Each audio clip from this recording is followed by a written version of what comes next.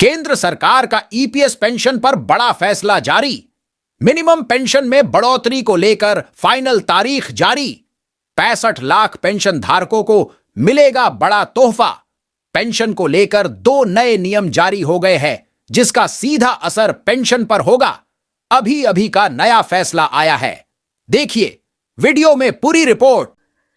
जी हाँ, पेंशनधारक को आपने बिल्कुल ही सही सुना। आपकी ईपीएस पेंशन को लेकर अभी की बहुत ही बड़ी खबर। ईपीएस पेंशन की बढ़ोतरी पर सुप्रीम कोर्ट का जारी हुआ नया फैसला कि अब आपको पेंशन मिलेगी 1000 रुपये की जगह 7500 रुपये, साथ में आपको डीए मिलेगा या फिर नए नियम आपकी पेंशन को लेकर बताए जा रहे हैं। तो यहाँ पर आपके लिए रात भरी अपडेट आ चुकी है। अगर आप एक ईपीएस पेंशन धारक है तो अभी 5 मिनट पहले की आप सभी के लिए अर्जेंट अपडेट होने वाली है। तो सरकार ने क्या यहाँ पर फैसला किया है, सुप्रीम कोर्ट का क्या फैसला होने वाला है, साथ ही ईपीएफओ ने आपके पेंशन के वेतन लिमिट को लेकर क्या नया चौंकाने वाला फैसला जारी किया, उनको भी जानेंगे।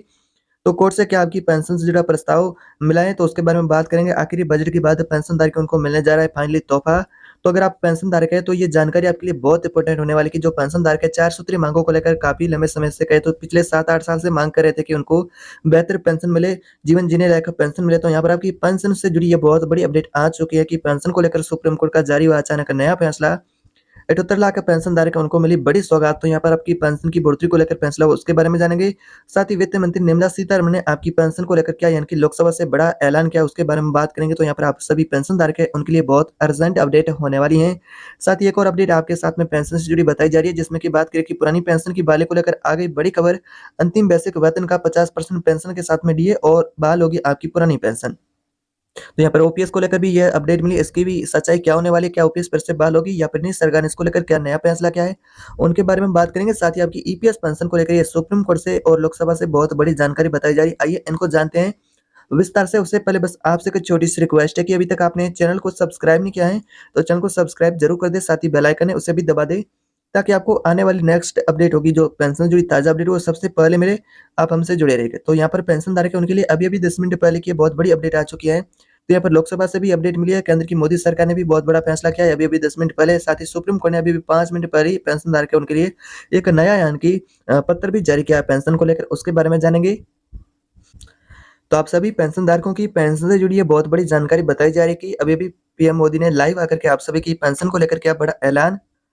तो यहाँ पर आपकी पेंशन से जुड़ी इस तरह की जानकारी मिली कि पेंशन धारकों की प्रमुख मांगों को लेकर लोकसभा के अंदर भी यहाँ पर चर्चा की गई है। पेंशन धारक है उनकी प्रमुख मांगों को लेकर यहाँ पर पेंशन भोगियों ने मांग की है कि सरकार जो न्यूनतम पेंशन वर्तमान में 2014 का जो संशोधन हुआ था उसके अनुसार मिल रही है वर्तमान में पेंशन 1000 रुपये, उससे बढ़ा करके 7500 रुपये लागू करे, यानी कि 7500 रुपये लागू करे सरकार मिनिमम पेंशन।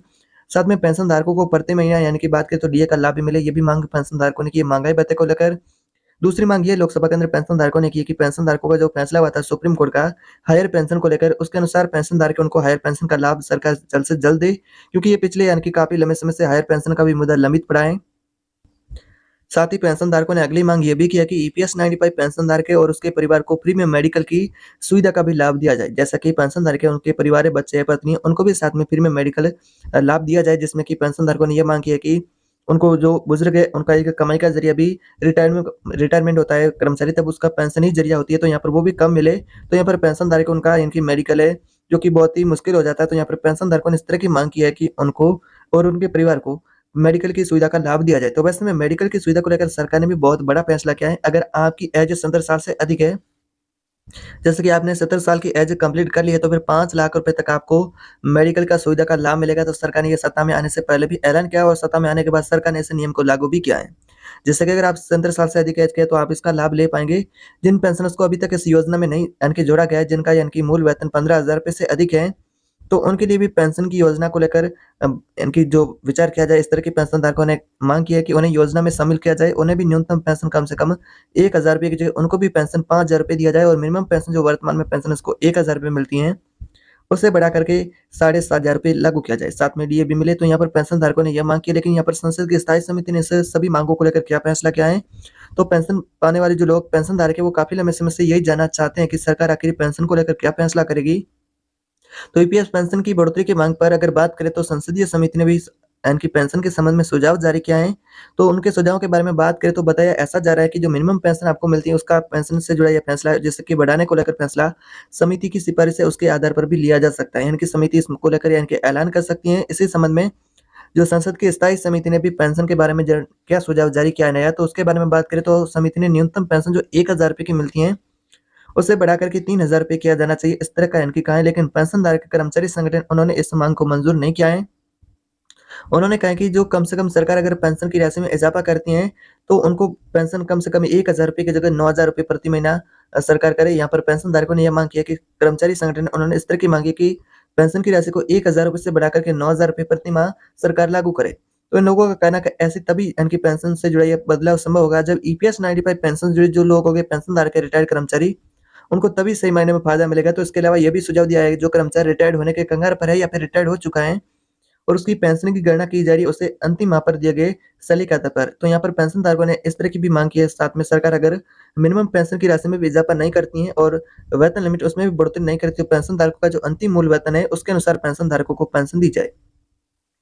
तो यहाँ पर पेंशनधारक है उनके लिए इस तरह की जानकारी होने वाली है। तो फिलहाल सरकार इसको लेकर विचार कर रही है। लोकसभा के अंदर भी चर्चाएं जारी है। कोई आधिकारिक अभी तक पेंशन से जुड़ा अपडेट नहीं मिला है कि आपकी पेंशन मिनिमम कितनी बढ़ेगी और क्या आपको साथ में लाभ मिलेंगे। तो यहाँ पर मेडिकल के अलावा सरकार से कोई भी ऐसा ऐलान जारी नहीं हुआ है। अगली अपडेट होने वाली आपकी एनपीएस को लेकर जो कर्मचारी मांग करेगी एनपीएस में सरकार है जो कि बंद करके फिर से पेंशनधारकों को ओपीएस की बहाली का लाभ दे। तो यहाँ पर लंबे समय से कर्मचारी पुरानी पेंशन की बहाली का मांग भी करते आ रहे हैं। तो भारत सरकार के वित्तीय सचिव टीवी सोमनाथ की अध्यक्षता में यह कमेटी एनपीएस रिव्यू के लिए बनाई गई थी। अब उम्मीद लगाई जा रही कि बजट के पहले यह कमेटी अपनी रिपोर्ट सौंपेगी, लेकिन पहले कमेटी ने रिपोर्ट नहीं सौंपी और बजट के बाद भी पूर्ण रूप से कमेटी की रिपोर्ट अभी तक नहीं आई है। तो यहाँ पर पेंशनधारक है उनको अब कितनी एनपीएस में यानी कि पेंशन मिलेगी, पुरानी पेंशन बहाल न करने का सरकार ने क्या कारण बताया है और पुरानी पेंशन बहाल करने से सरकार को क्या दिक्कत हो रही है, फिर से क्या पुरानी पेंशन बहाल होगी या फिर नहीं। तो इस तरह के तमाम आपके डाउट होंगे जो कि इस वीडियो को देखने के बाद क्लियर होने वाले। तो वीडियो बिल्कुल ध्यान से देखते रहिएगा। तो मीडिया रिपोर्ट के अनुसार पूछा गया कि एनपीएस में जो संशोधन के लिए बनाई गई कमेटी जो एनपीएस रिव्यू के लिए क्या वो बता सकते हैं कि एनपीएस में अंतिम बेसिक का एक निश्चित पेंशन भाग है जो पेंशनधारकों को मिलने वाला है, वो कितना भाग होगा। वो एक निश्चित भाग होना चाहिए पेंशनधारक जो कि वर्तमान में एनपीएस मिलती है जो कि शेयर बाजार के आधार पर जिसमें कि निश्चित पेंशन नहीं होती है। तो पेंशनधारकों ने यह मांग की है कि जो उनको एनपीएस में हिस्सा मिलेगा पेंशन का, वो एक निश्चित पेंशन का यानी भाग होना चाहिए। तो अगर बात करें तो इस पर वित्त सचिव टीवी सोमनाथ की अध्यक्षता में जो कमेटी बनाई गई थी एनपीएस रिव्यू के लिए, तो यहाँ पर टीवी सोमनाथ ने कहा है कि एनपीएस में संशोधन किया गया है और कर्मचारियों के अंतिम बेसिक वेतन का 45 से 50% के रूप में यानी कि आपको दिया जाएगा, जिसमें कि अभी इसको लेकर अंतिम निर्णय होना बाकी है। तो अंतिम निर्णय अभी तक नहीं हुआ है कि आखिर आपको ये एनपीएस में संशोधन ही मिलेगा। तो पुरानी पेंशन बहाल न करने का क्या सरकार ने कारण बताया है। वही मीडिया रिपोर्ट के अनुसार पूछे गए इस तरह के सवालों को लेकर यानी कि जानकारी बताई जा रही है कि इस पर वित्त सचिव टीवी सोमनाथ ने कहा कि हमने पाया कि पुरानी पेंशन योजना फिर से बहाल करना मुमकिन नहीं है। पुरानी पेंशन बहाल करना कहीं से भी व्यवहारिक नहीं है। पुरानी पेंशन फिर से बहाल करने से देश की जनता के साथ एक गद्दारी होगी क्योंकि देश की जनता के खिलाफ है ये फैसला।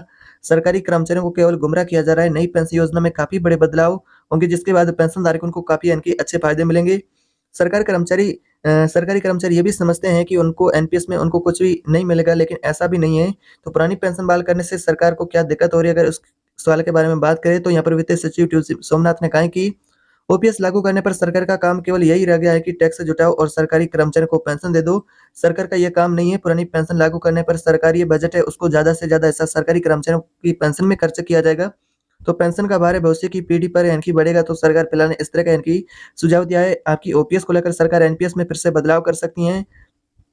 तो यहाँ पर आप ये भी सोच रहे हैं कि सरकार क्या ओपीएस फिर से बहाल करेगी, तो ओपीएस की बहाली को लेकर सरकार ने स्पष्ट कर दिया कि सरकार ओपीएस की बहाली के पक्ष में नहीं है। एनपीएस में संशोधन किया जाएगा। तो संशोधन को लेकर कोई अभी तक आंकड़ा फिक्स नहीं किया गया है, तो जल्द इसको लेकर भी आपको राहत देखने को मिलेगी। तो आज दिन भर की आपकी पेंशन जुड़ी इस प्रकार की नई अपडेट होने वाली। इस तरह की नई ताजा अपडेट पाना चाहते हैं तो चैनल को सब्सक्राइब कर बेल आइकन को दबा दे और आप हमसे जुड़े रहेंगे और इस प्रकार की नई ताजा अपडेट सबसे पहले आपको देखने को मिलती रहेगी।